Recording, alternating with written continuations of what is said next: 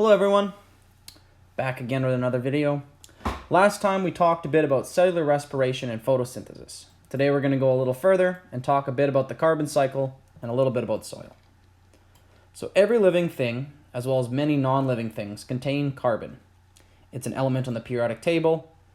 It is symbolized by a C, and it makes up many structures within ourselves, such as our cells, as a part of many molecules, within foods we eat, and is also a main part of carbon dioxide. It can create things such as coal and diamonds if it's compressed really long, and is a part of many rocks and things like that. Carbon is a rigid element that works very well for building structures. It's often called the building block of life. If you see that little hexagon there besides the carbon, all those dots represent big carbon molecules, and they form a nice, very strong structure. That's actually somewhat close to the molecule for glucose, or the sugar that we talked about last time too. I discussed in the previous video that through photosynthesis, plants use the sun's energy to convert carbon dioxide and water into sugar, and they release oxygen into the air.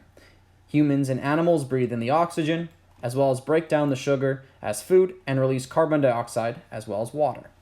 This is the most important part of the carbon cycle. This cycle of cellular respiration and photosynthesis is how we and plants both stay alive. Carbon is altered by the plants from carbon dioxide and created into the food we eat.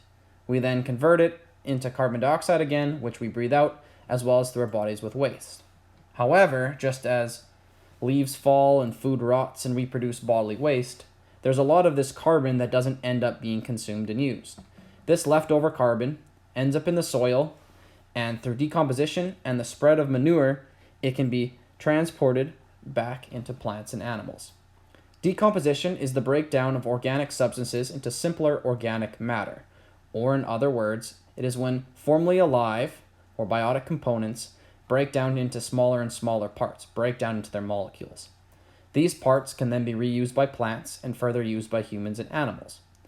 So if you ever see these things rotting, if you see mushrooms growing or a squishy log or roadkill, these are going through the process of decomposition or things that help out decomposition. Their carbon, as well as other nutrients, are then going to be returned to the soil. Plants are then able to acquire this carbon from the soil, as well as the carbon dioxide from the air. They then can use both of these sources of carbon through photosynthesis to create the food, which then becomes mixed with cellular respiration and creates this cycle. So all of these things together create what is called the carbon cycle. The more organic matter or decomposed animals and plants within a soil also changes how a soil looks. It changes how a soil feels and what can grow there. Soil that contains a lot of organic material will be sticky when wet and have a dark color such as a dark brown or black. This is typically the soil you would see in the forest or in a farmer's field. The soil is very good for plants to grow in. Soil that has less organic material is often sandy or clay-like. It is lighter in color, it slides around easily in your fingers, and is not very good for plant growth. This soil is typically found in a place such as a beach or a desert. Hope this makes sense to everyone. It's a little bit about the carbon cycle. Tomorrow, or in the next video, we're going to talk a bit more about decomposition, a bit more about soil, and we're going to talk about microorganisms. Thank you.